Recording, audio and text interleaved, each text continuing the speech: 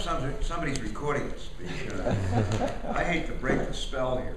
I mean, this has been wonderful, and we're grateful to all three of you for joining us and sharing your thoughts and intelligence and wisdom with us. But you've all been very long.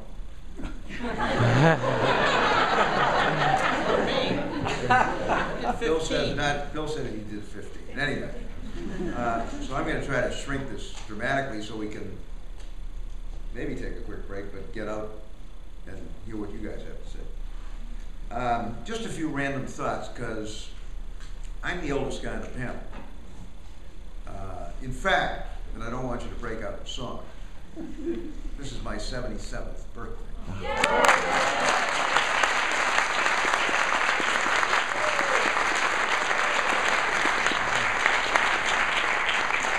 So I've been around for a while, and it isn't that I'm not concerned about the Tea Party, but I was around when McCarthy was terrorizing.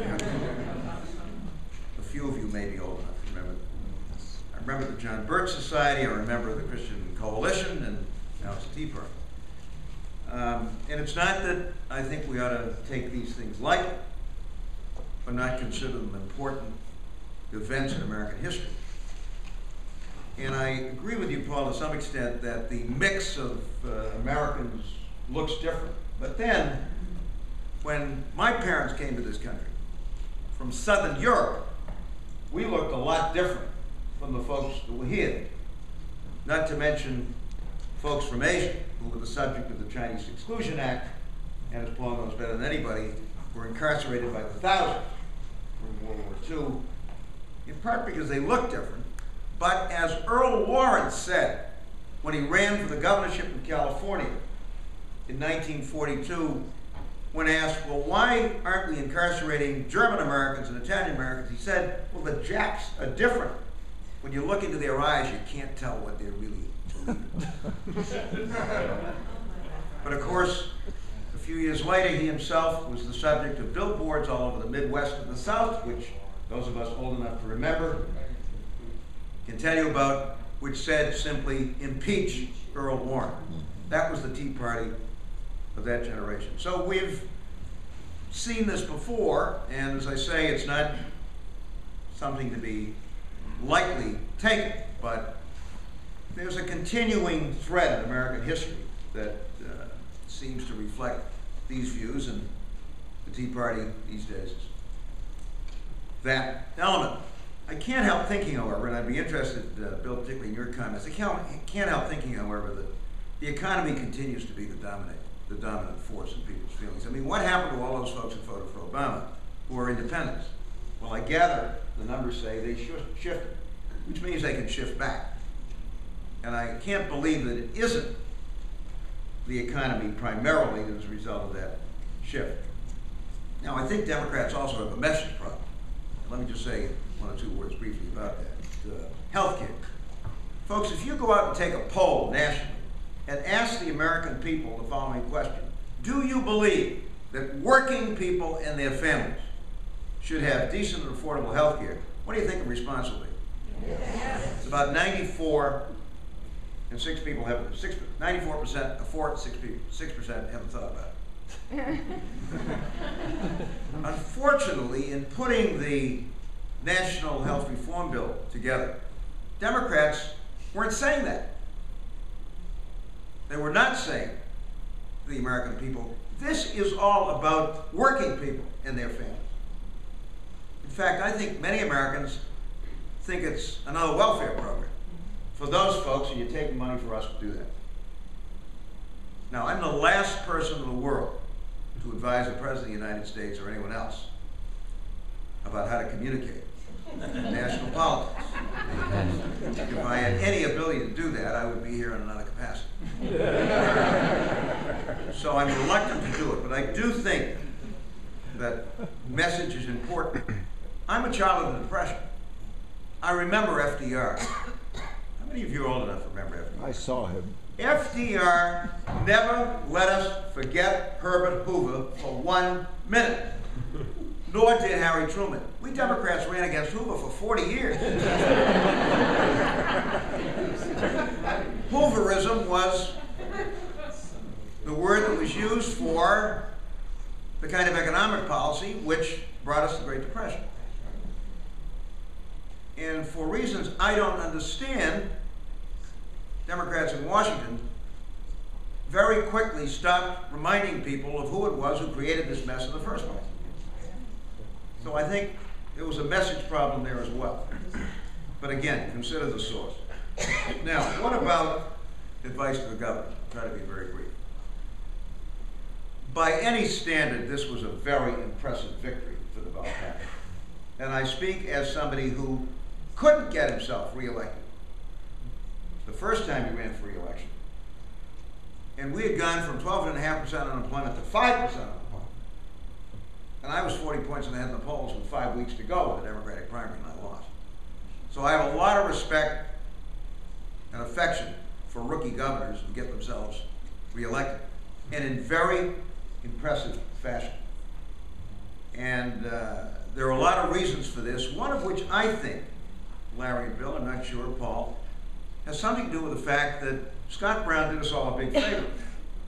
He finally got the Democrats in this state, and a lot of candidates who hadn't been challenged for years at the congressional level, off their collective fanny and got them working. And so for the first time in a long time, we had a Democratic campaign in this state that involved a lot of people working very hard for a lot of candidates, and they had to reinforce each other. And I think that was one of the reasons why we had a near record turnout, and one of the reasons why even Suzanne Bump, with all of the problems that she had, managed to make it.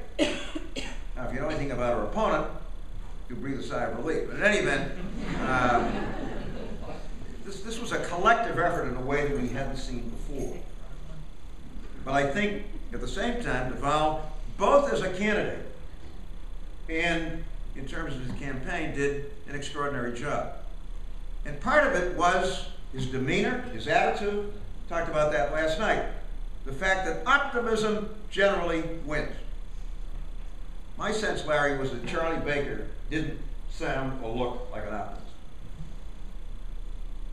And people, in the last analysis, do want some sense that it is going to be better. So I think the governor is poised for what could be a very successful second term.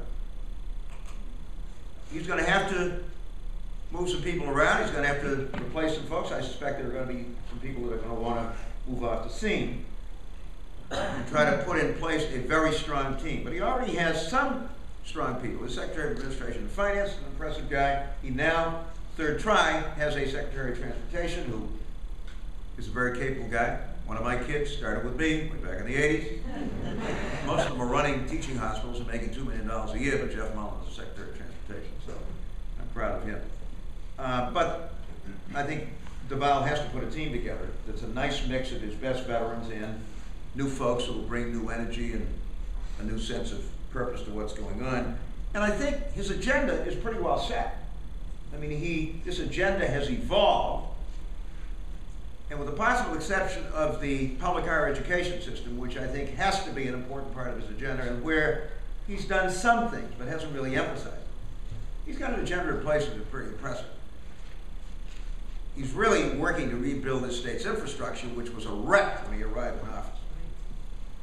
He certainly focused on public education, race to the top, all that kind of stuff, and we have the best schools in the country, according to the United States Department of Education. He's very focused on making them even better. Certainly on the economic side, life sciences, green technology, all this kind of stuff is something he's into. So from the standpoint of his agenda, he's got one, and he's kind of hit his stride as governor. I mean, he's much more comfortable in the role. You can see that. You can see it during the campaign. And I think he's more comfortable as governor. So I'm quite optimistic about the next 4 years, with one exception, and that's this casino thing. I agree with, I guess it was Larry said, one way or the other, he's got to get that thing done. Now, the fact of the matter is that every casino in New England is either bankrupt or ready to file for bankruptcy or laying people off. And once New York puts a casino in Quincy, that'll be the end, in Queens, that'll be the end of the Connecticut casino. So my hope is that somehow, maybe, the governor can sit down with the legislative leadership and decide that this is not the time to make casinos an essential part of the state's economy. But in any event, one way or the other, whatever they do, I'm with Larry. Get it off the table, get it resolved, and let's get going on serious stuff, which I think the governor has really defined quite well. And by the way, one of the things the campaign does is to help you define that agenda even better. He's done that. Finally, and I'll conclude with this, the governor is not just the chief executive, he's also a party leader. And in my opinion, given what happened yesterday, the item at the top of the Democratic state party agenda in this state, other than winning the state for Barack Obama in 2012, is retiring the junior United States Senator. And I think, I'm not saying this as an applause line, I'm saying that the Democrats really do have an opportunity, I believe, to replace Scott Brown. I think Scott Brown has been hurt badly by this. Now, question is, how do you do that? And in my view, the Defeat Scott Brown campaign ought to begin tomorrow. Now, I don't know who's going to do it, but in my view, from a political standpoint, that ought to be a top priority for the Democratic Party, and I think we've gotten at least a head start in that respect as a result of what happened yesterday, and among other things, Brown's unabashed support of the guy from the Cape and a few other people that I think can be used effectively against it. But this has to be a major effort. And in my own view, and Bill, I don't know whether you agree with this, but who knows what's going to happen in 2 years? I mean, you know, we saw this in the 1990s with Clinton and his resurrection. But my guess is that 2012 will not be a bad year to attempt to defeat Scott Brown. And I think what happened yesterday is a pretty good start for